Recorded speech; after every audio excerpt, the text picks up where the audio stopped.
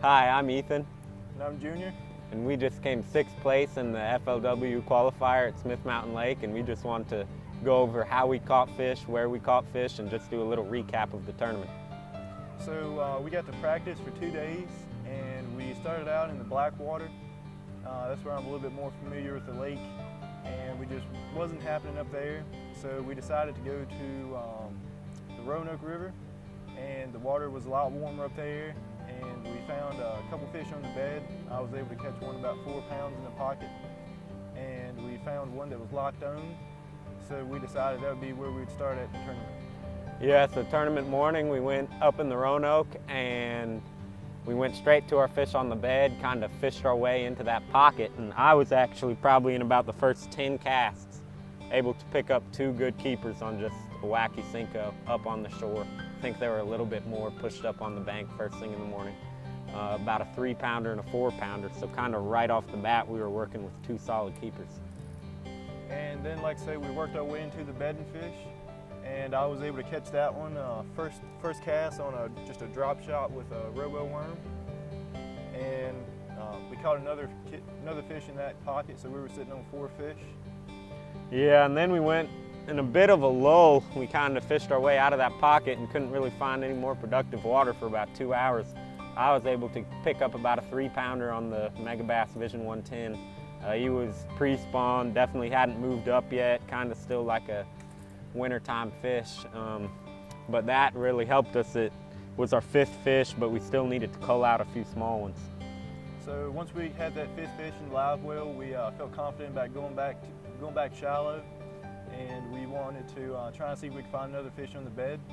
And we went back on the other side of the pocket where we caught the other fish, and we were able to find one that was locked on, about a 3-pound male and probably 5+ pound female. The female, you could tell she had just pulled up, and she was really spooky. She just wasn't committed. So we eventually ended up just catching the male, and he was about 3.5. Well, I know it meant a lot to Junior, who was fishing his last tournament at the intercollegiate level, because he's about to graduate here in a week. Yeah, it really meant a lot to me. I transferred up here and only got 2 years on the team, and last year I had some mechanical problems at this tournament, so I wasn't able to put a nice bag together.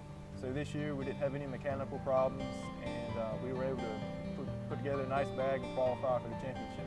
Yeah, I'm just excited about qualifying. I mean, it's not till next summer, but the good finish at Smith will definitely give me some momentum, hopefully going into the Cherokee tournament here in a week or 2. My name's Ethan Morrison. And I'm Garrett Jennings. We came in 4th place at the Smith Mountain Lake FLW last weekend. I mean, to prepare, we got all our tackle and stuff organized in the boat. There's a lot that goes into a tournament that's behind the scenes.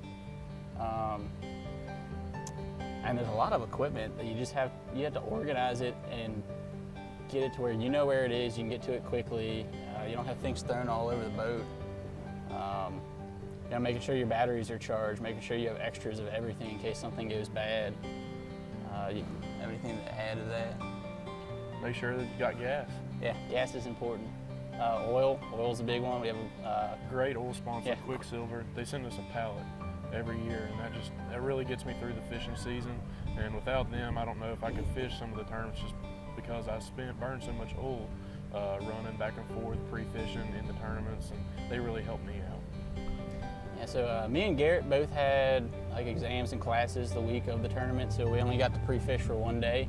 We came down Friday, got on the water pretty early that morning.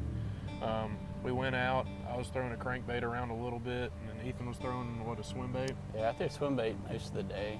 Yeah, I caught one really nice one on a crankbait, and that's what I made up in my mind, that I was going to throw the rest of the day. Tomorrow for the tournament, I was going to throw a crankbait all day.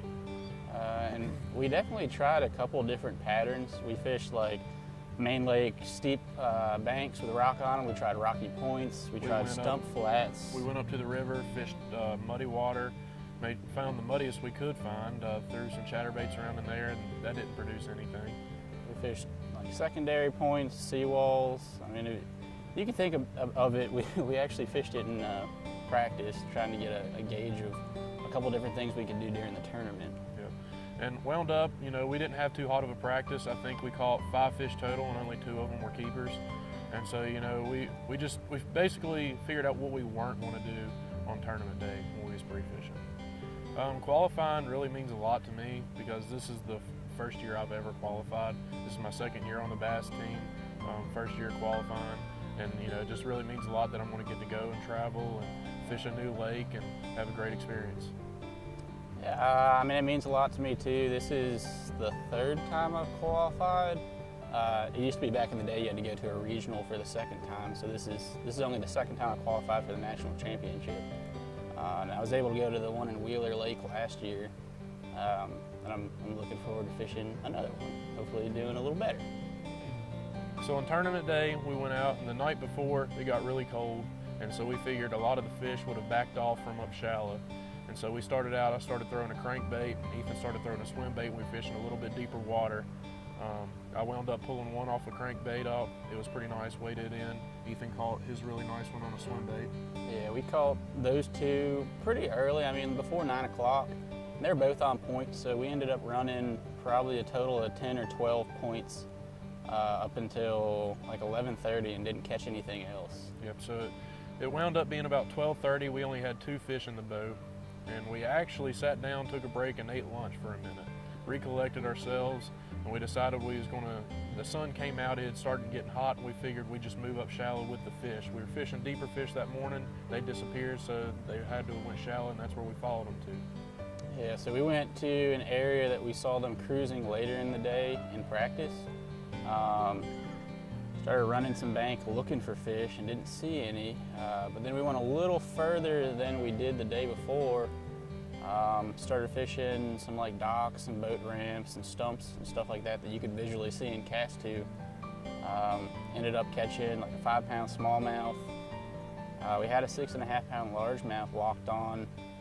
Couldn't get her to bite, and we needed a limit, so we let her be and kept going, and ended up basically sight fishing for fish on stumps. So we would see a stump in 10 feet of water. Now we figured the smallmouth were probably bedding on them, but we couldn't see them, we could just see the stump. So we would use our Costa sunglasses. Really allowed us to see stumps basically as far as you could cast in 10 foot of water, which was huge, being able to keep the boat off the fish. Yeah. Once we would come up on stumps, if there was any sort of fish on it, they were really shy of the boat. You know, you got a shadow on them, or the trolling motor got anywhere near them, and they just would leave or would not bite. And so, really key was seeing those stumps from far away, casting to them, presenting our lure in a very natural way before we got up to it. Yeah, so most of those fish we caught off stumps were on Wacky Rig Cinco, like 8-pound gamma fluorocarbon. I know my Dobbins rod really helped me. The Cinco bite is really subtle, at least the way I fish it. You know, most of the time I don't feel anything, and if anything, I just look out and see my line moving.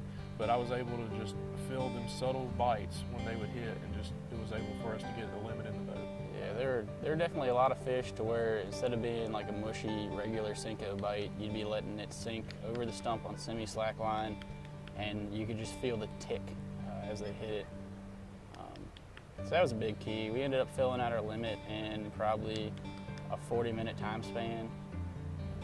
So we went from having 2 fish and having our heads kind of low to taking a break, regrouping, and had 5 fish and was ready to go weigh in.